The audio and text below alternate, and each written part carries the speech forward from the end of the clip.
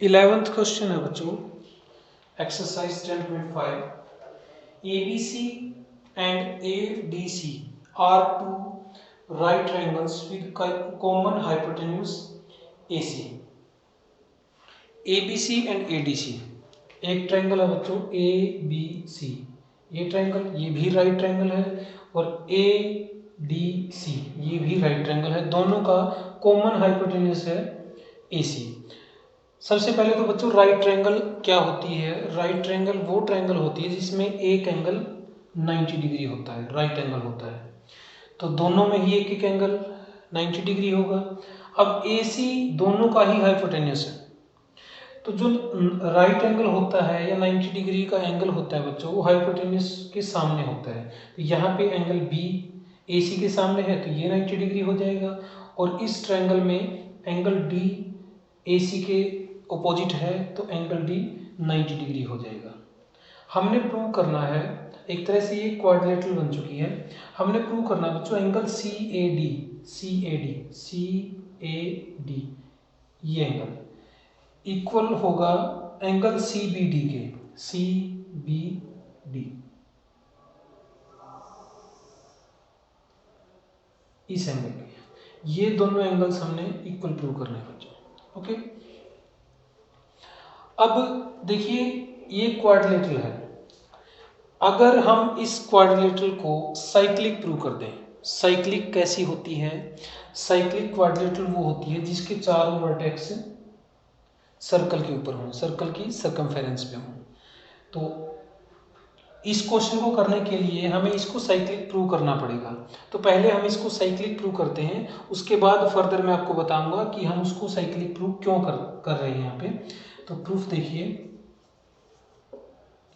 और किसी भी क्वाड्रिलेटरल को बच्चों अगर आपने साइक्लिक प्रूव करना है तो उसके ऑपोजिट एंगल्स का सम एक पेयर आप 180 शो कर दो, दूसरा तो ऑब्वियसली हो ही जाता है क्योंकि चारों का सम 360 डिग्री होता है।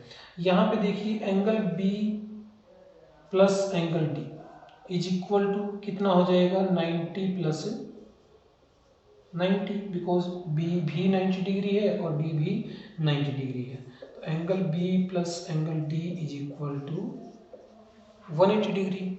सो angle A plus angle C, देखिए इस ABCD जो क्वाड्रिलेटरल है इसमें चार एंगल्स हैं, angle A complete, angle B, angle C and angle D।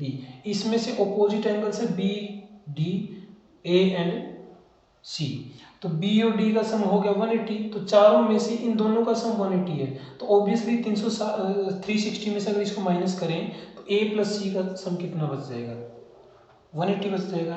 This implies कि जो ऑपोजिट एंगल्स का सम है वो 180 डिग्री होगा, means ABCD is cyclic. ABCD कैसी क्वाड्रिलेटरल बन चुकी है? साइक्लिक बन चुकी है। अगर ये साइक्लिक है तो इसका मतलब ये है कि एक सर्कल यहां से पास करेगा इसके चारों वर्टिसेस से इस तरीके से। ओके, टेम्परेरीली मैंने इसको बना दिया, वैसे बनाने की जरूरत नहीं है।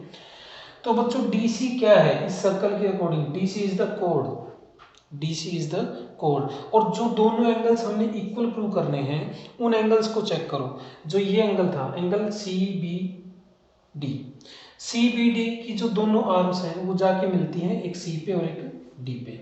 इसी तरीके से दूसरा एंगल है CAD, इस एंगल की दोनों आर्म्स कहाँ पे जाके मिलते हैं? C पे और D पे, यानी कि जो दोनों एंगल्स है ये भी और ये भी, ये CD कोड ने ही सबटेंड किया इनको सेगमेंट के अंदर। These are the angles of same segment. हम यहाँ पे डायरेक्टली लिखते हैं this implies angle CAD is equal to angle CBD। Main काम हमने यही करना था बस, इसके बाद तो साइक्लिक होते ही ये कोड बन जाएगी, ये सेगमेंट होगा यहाँ पे, और सेगमेंट के जो एंगल्स होते हैं वो इक्वल होते हैं सेम सेगमेंट के। क्यों होगा ये? दी एंगल्स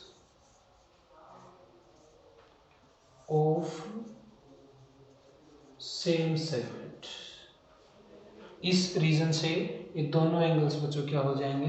इक्वल हो जाएंगे। क्वेश्चन आसान है बिल्कुल। तो मैं इसको थोड़ा सा आपको दोबारा से रिपीट करवा देता हूँ। दो ट्रायंगल्स हैं बच्चों, A B C and A D C, दोनों के दोनों राइट ट्रायंगल हैं, हाइपोटेन्यूज जो है वो कॉमन है। तो ये क्वाड्रिलेटरल बन गया A B C D. A B C D में angle B 90 degree, angle D 90 degree, दोनों का सम 180। उसके बाद ए और सी का सम भी कितना, ए एंगल ए का मतलब है कंप्लीट, ये पूरा एंगल ए आएगा, ओके, और एंगल सी का मतलब पूरा एंगल सी।